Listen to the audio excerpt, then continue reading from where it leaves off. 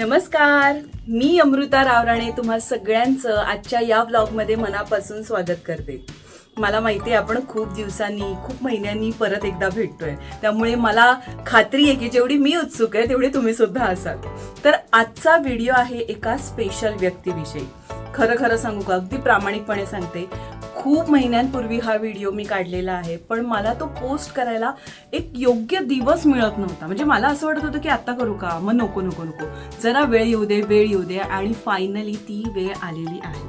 तर विषय असा आहे की मी एक व्हिडिओ केलेला आहे ऐश्वर्या नारकर यांचा, आणि आज त्यांचा वाढदिवस आहे आणि म्हणूनच मी तो पोस्ट करणार आहे की नाही योग्य वेळ.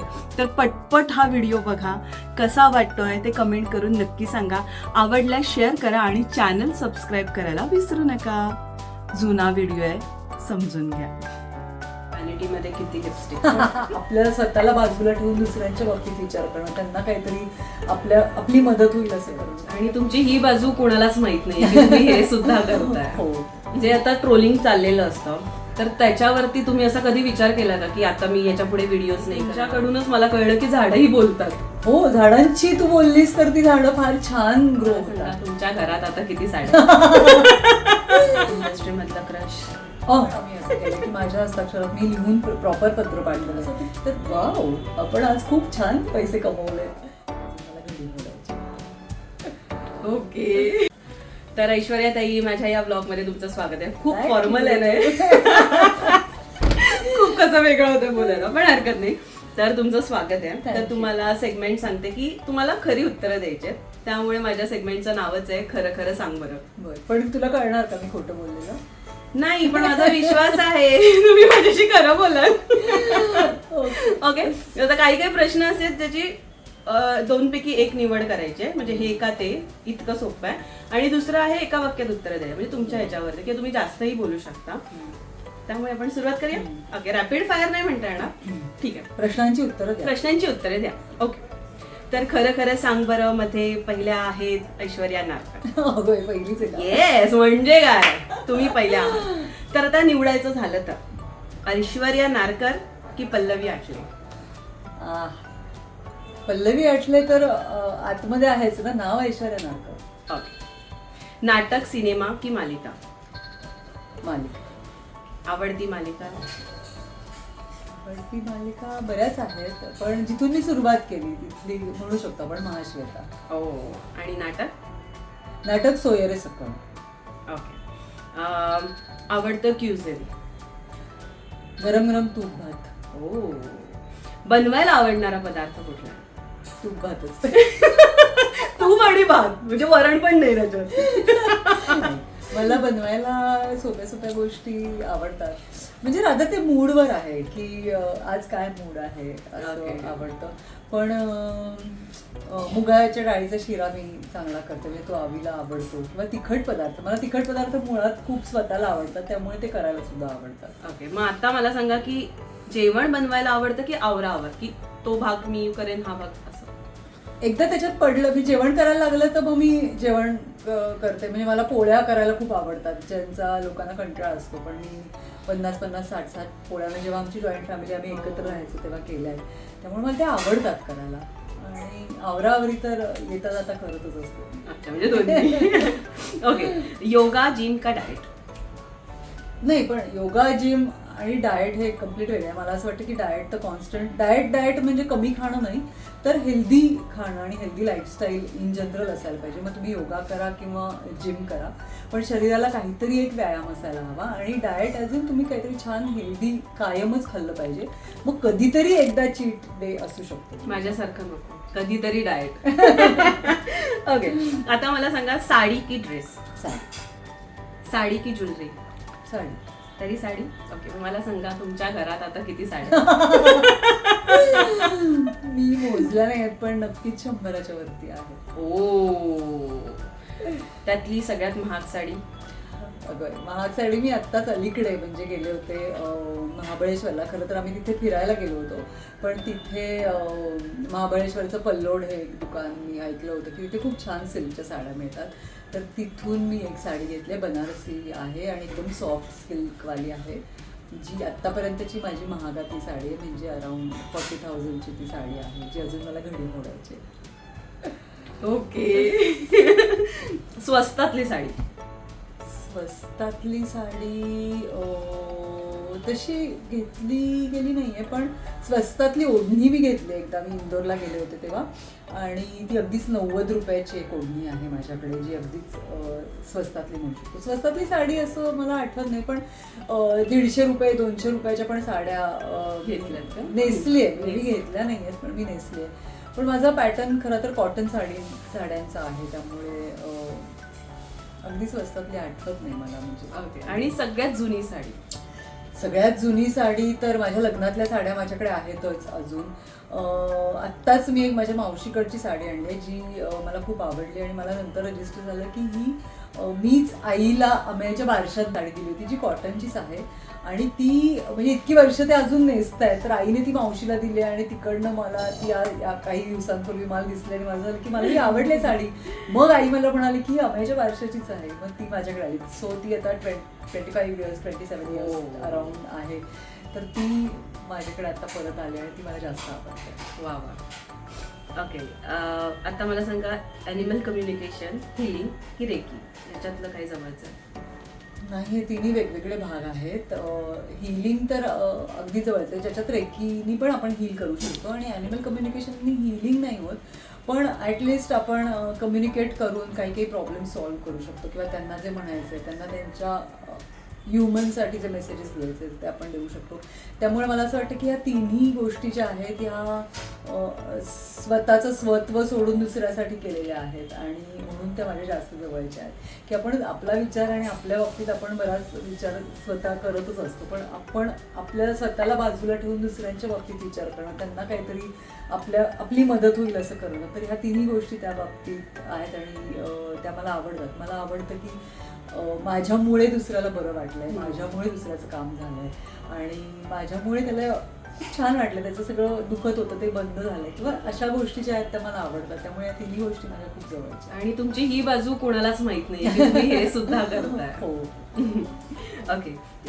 मला सांगा, आता मनात ठेवून एखादी गोष्ट लेट गो करणं की सडेतोड उत्तर देणं? सडेतोड उत्तर द्यायला पाहिजे असं नाही, पण निदान व्यक्त होणं गरजेचं आहे असं मला वाटतं. तुम्ही ती गोष्ट मनातच ठेवली तर मे बी तुम्ही चुकीचे असाल तरी तो ते कन्फ्युजन तुमच्या डोक्यात राहतं, आणि जरी ग्रजेस राग असेल तरी तो डोक्यात राहतो. पण ज्यावेळेला तुम्ही ते क्लिअर करता समोर की मला तुझी ही गोष्ट आवडली नाही, तर त्याची पण काय बाजू आहे ती आपल्याला कळते, आणि कदाचित काही काही वेळेला ती आपण ऍक्सेप्ट करतो, आणि अरे हो का असेल, सॉरी आपण मी चुकले असेल, तर ह्या झोनमध्ये पण आपण येतो. त्यामुळे ते एकमेकांशी बोलणं खूप गरजेचं आहे मला असं वाटतं, डोक्यात ठेवण्यापेक्षा. करेक्ट. आणि आता त्याच्यावरतीच मी एक विचारेन, म्हणजे बघा, तुम्ही जे आता ट्रोलिंग चाललेलं असतं, तर त्याच्यावरती तुम्ही असा कधी विचार केला का की आता मी याच्या पुढे व्हिडिओज नाही करणार किंवा मी हे नाही टाकणार वगैरे असं? नाही, असा विचार नाही केला मी, कारण मला असं वाटतं की आपण जे करतोय, एकतर आपण कोणाचे बांधील नाही आहोत की आपण काय कंटेंट क्रिएट करावा, किंवा आपण कशा पद्धतीत स्वतःला लोकांसमोर प्रेझेंट करावं, किंवा कुठल्या गोष्टी लोकांसमोर आणाव्यात, याच्यासाठी आपण बांधील नाही आहोत. त्यामुळे दुसऱ्याचं मत आपल्याला जितकं पटतंय किंवा आपण जितकं सहजपणे घेऊ शकतो तिथपर्यंत त्याला महत्त्व द्यावं. पण काही गोष्टी असतात की ज्या मुळात विकृतीनेच केल्या गेलेल्या असतात, ट्रोलिंग असेल, कमेंट्स असतील, तर ती विकृती लक्षात आल्यावर आपण त्यांना त्यांच्या म्हणजे चिखलात दगड मारण्यात अर्थ नाही असं मला वाटतं. त्यांनी आपण आपल्याला जे करायचंय किंवा आपल्याला जे म्हणायचंय ते कुठेतरी रिस्ट्रिक्ट करणं हे काही गरजेचं नाही आहे. ते बोलत राहणार, आणि आपण चिखलात दगड मारला तर तो चिखल उडत राहणार, त्यामुळे तिकडे लक्षच द्यायचं नाही. आणि आता इन्स्टा की युट्यूब? काही नाही, असं काहीच नाही. दोन्ही लोकांची कनेक्ट. पूर्वी पत्र होती, त्या पत्रांच्या माध्यमातून लोक आपल्यापर्यंत पोहोचायचे, म्हणजे बरीच पत्र मला यायची, कारण आपला पत्ता कुठल्या कुठल्या इंटरव्ह्यूमध्ये खास न्यूजपेपरमध्ये यायचा, त्यामुळे तो पत्ता लोकांपर्यंत पोहोचलेला असायचा, आणि त्याच्यावर पत्र यायची. तर आणि मी पण त्या पत्रांना उत्तरं पाठवायचे, त्या पत्रांना, म्हणजे खूप वेळा मी असं केलंय की माझ्या हस्ताक्षरात मी लिहून प्रॉपर पत्र पाठवलंय, तर ते एक कम्युनिकेशनचं साधन होतं. आता असं झालंय की आता इन्स्टा आणि युट्यूबमुळे आपण खूप जास्त पटकन कनेक्ट होतो, म्हणजे जसं नाटकात आपण एकमेकांना जास्त भेटतो, तसं ह्या सोशल मीडियाने आपण कनेक्ट होतो. लोक आपल्याला चांगलं म्हणतात, काही सजेशन्स असतील ते करतात, आपण त्यांना रिप्लाय करू शकतो. तर मला असं वाटतं की या दोन्ही गोष्टी कम्युनिकेट करण्यासाठी आहेत, तर त्याचा त्या पद्धतीने वापर झाला पाहिजे. एखादी गोष्ट नाही आवडली तर चांगल्या शब्दात सांगता आली पाहिजे, पण समोरच्यावर आपला हक्कच आहे आणि त्यांनी आपल्या म्हणण्याप्रमाणेच वागलं पाहिजे, हा हेका धरणं मला कुठेतरी चुकीचं वाटतं. पण अदरवाईज यूट्यूब काय, इन्स्टा काय, हे छान गोष्टींसाठी, छान गोष्टी स्प्रेड करण्यासाठी आहे असं मला वाटतं आणि त्याचा तेवढ्या छान पद्धतीने वापर झाला पाहिजे. म्हणजे दोन्ही तुमच्यासाठी. हो, ओके ओके. आता नेक्स्ट प्रोजेक्ट करायचं झालं तर सहकलाकार म्हणून दोघांपैकी एकालाच निवडायचं आहे, अविनाश नारकर की अमेय नारकर? अभिच, कारण अभयाबरोबर मी काम केलं नाही आणि त्यालाही अजून म्हणजे तो कुठल्या पद्धतीचं काम करणार आहे हेही मला माहित नाही, त्यामुळे अभिच सध्या. Okay okay. आता कॅट्स, डॉग की प्लांट्स?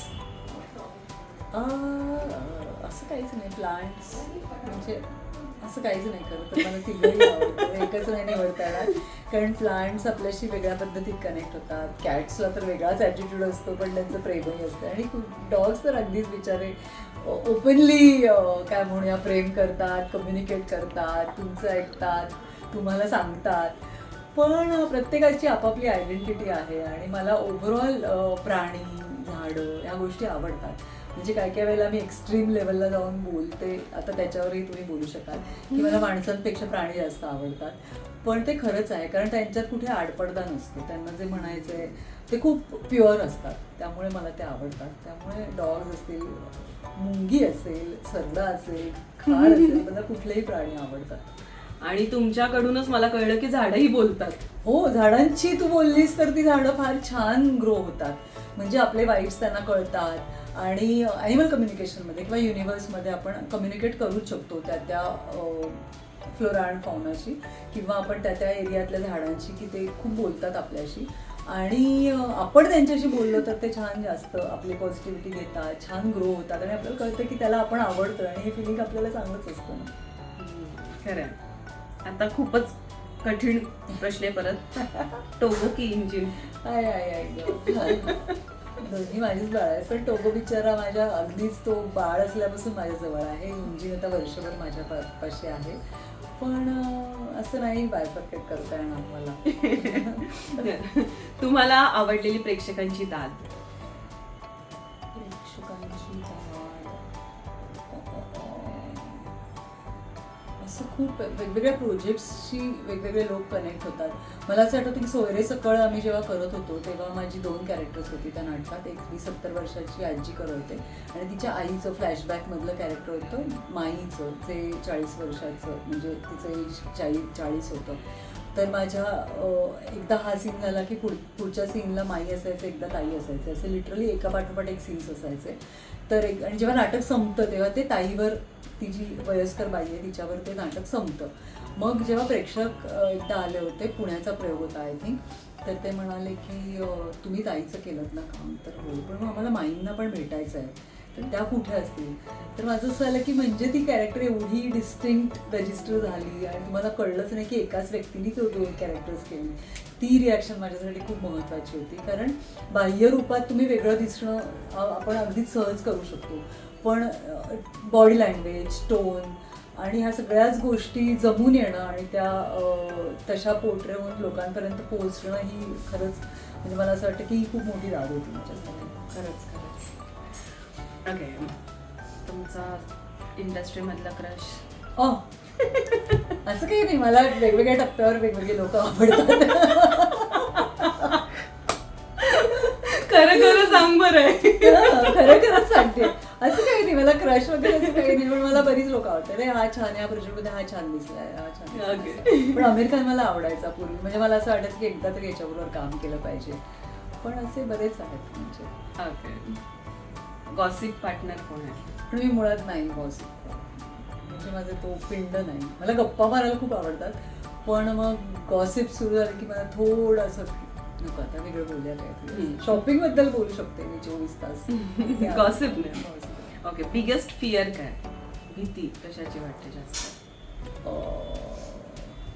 मला काही काही वेळेला अशी भीती वाटते, म्हणजे ते अगदीच बेसिक आहे खरं तर, पण मला असं वाटतं की माणूस मेल्यानंतर ज्या वेळेला आपण म्हणतो वरती जातो, जेव्हा जेव्हा तो आत्मा शरीरातनं बाहेर जातो तेव्हा त्याचं कम्युनिकेशनच थांबत असतं ना सगळ्यांबरोबर. आणि तेव्हा असं तो विचार करून मला घुसमटल्यासारखं फील होतं की म्हणजे काहीच बोलताच येत नाही, काही कम्युनिकेटच करता येत नाही, आपल्या आजूबाजू दिसतायत माणसं पण कम्युनिकेट करता येत नाही. तर ते काहीतरी वेगळंच एक फिलिंग आहे मला, भीतीदायक असं.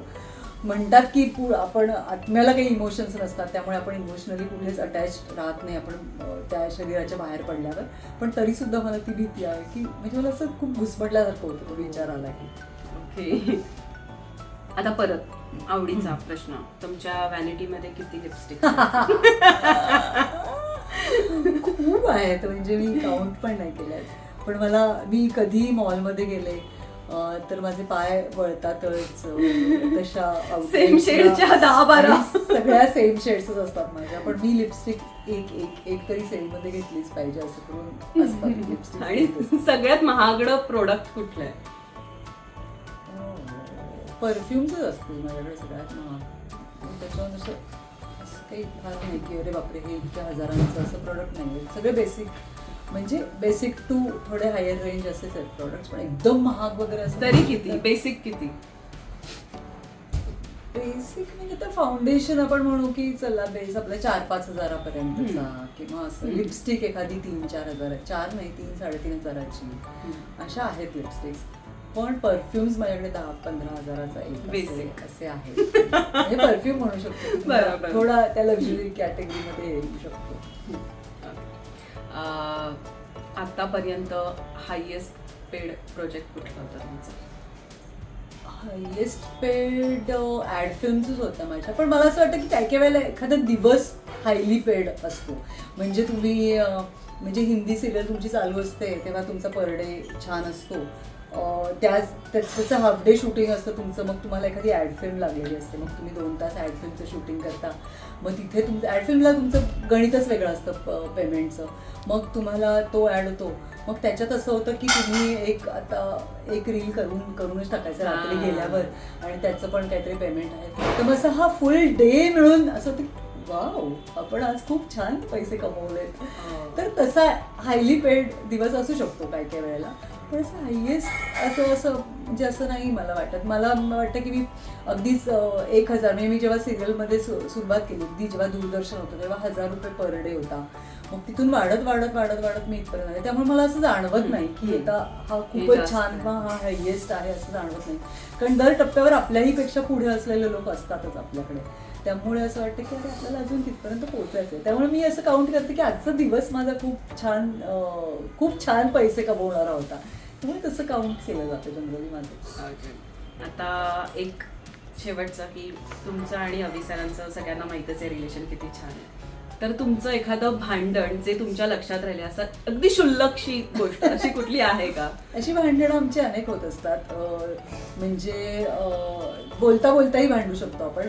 आमचं भांडण काही वेळेला असंही होतं, म्हणजे जे मी तुम्हालाही कदाचित अनुभवायला आलं असेल स्वतःच्या आपापल्या पार्टनर्स बरोबर, की एखादी गोष्ट झाली आणि आम्ही खूप चिडलाय आणि तो मला खूप ऐकवतोय, समजा माझी चूक आहे आणि तो मला ऐकवतोय, आणि तो ऐकवताना जर एखादा फंबल झालं, तो काहीतरी शब्द इकडचा तिकडे झाला, तर त्याच्यातही मला हसू येतं. आणि मग ते हसू आल्यानंतर तो त्याच्यावर जास्त चिडतो आणि मग तो जास्त चिडला म्हणून मी चिडते. त्यामुळे असं ते एक ते 5-10 मिनिटं असं कट अशा लेवलला असतं. पण त्याच्यातही मला हसू येतं आणि भांडण वाढतं. तर ही अशी भांडणं बरीच होतात आमची. नॉर्मलच आहे सगळंच नॉर्मल आहे. पण हे असं होतं, म्हणजे मी समोरचा चिडलाय, आता मला त्याला अजिबात हसायलाच येणार नाही, तसं नाही होत. का कुठल्याही गोष्टीवरून मला फुटकन हसायला येऊ शकतं आणि मग त्याचा राग त्याच्याने जास्त वाढतो. त्यामुळे ते होतं अशी भांडणं. तुमच्यापैकी कोणी कोणाला प्रपोज केलं होतं? प्रपोज तर मीच केलं होतं अविला. मी तर कॉलेजमध्ये होते, अवि तेव्हा BSc, आमच्यात 8 वर्षाचं अंतर आहे. आणि आमचं नाटक संपणार असं ठरलं. मग मी डोंबिवलीला, कॉलेज माझं लास्ट इयर बाकी होतं, आणि मग माझं असं की मला वाटतंय ह्याच्याबद्दल, मला ह्याच्याकडूनही वाटतंय की काहीतरी आहे. पण मग असं मगाशी जसं म्हटलं, मी मनातलं बोलून टाकलं पाहिजे आपण, की ते आत राहिलं तर गोंधळ होतो. मग मला आठवतं आम्ही दादरला बाहेर इराण्याचं हॉटेल अजूनही आहे ते, तर तिथे बसलो होतो आणि झालं की आता प्रयोग होणार नाही आहेत.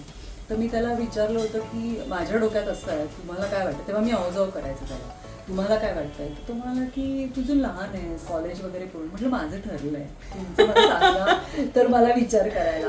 तर तो मग तो मला त्याच्या घरी घेऊन गेला. त्याची जॉईंट फॅमिली आहे. त्यांनी मला सांगितलं की मी असा 8x10 मध्ये मी राहतो, इतकी जॉईंट फॅमिली आहे. मी माणसांना म्हणजे मी आपण सेपरेट असं नाही, आपण जॉईंट फॅमिली बरोबरच राहणार आहोत, तर तुला चालणार आहे का? मग आम्ही थोडं प्रॅक्टिकल झोनला येऊन, म्हणजे तसंही आम्ही प्रॅक्टिकल झोनमध्येच होतो आणि मग ते सॉर्ट झालं आणि मग पुढे जाऊन आम्ही लग्न केलं वगैरे. पण जर मुळात विचारलं असं जर आपण म्हटलं तर ते मी विचारलं होतं की मला असं वाटतंय तुमचं काय आहे, मला वाटतंय का असं. मग लग्नानंतर किंवा या प्रपोजल नंतर तुम्ही पहिला पाहिलं सिनेमा किंवा नाटक आठवतं? लग्नानंतर नाही, लग्नाच्या आधीच आम्ही रोजा बघितली, रोजा फिल्म बघितली. बॉम्बे, या 2 फिल्म्स माझ्या खूप अशा अगदी जवळ आहेत. कारण त्या आम्ही असं असतं ना की आपण मोमेंट्स, आपण मेमरीज क्रिएट करतो वगैरे, आत्ताचे शब्द आहेत. पण तेव्हा असं एकमेकांबरोबर राहायला आवडत असतं, एकमेकांबरोबर वेळ व्यतीत करायला आवडत असतो. तर त्या झोनमध्ये किंवा त्या सगळ्या पिरियडमध्ये पाहिलेल्या त्या फिल्म्स आहेत, त्यामुळे त्या जास्त आठवणी आहेत माझ्या. ओके. तर मला असं वाटतं मी सगळ्या गोष्टी कव्हर केल्यात अगदी छोट्या छोट्या प्रश्नात.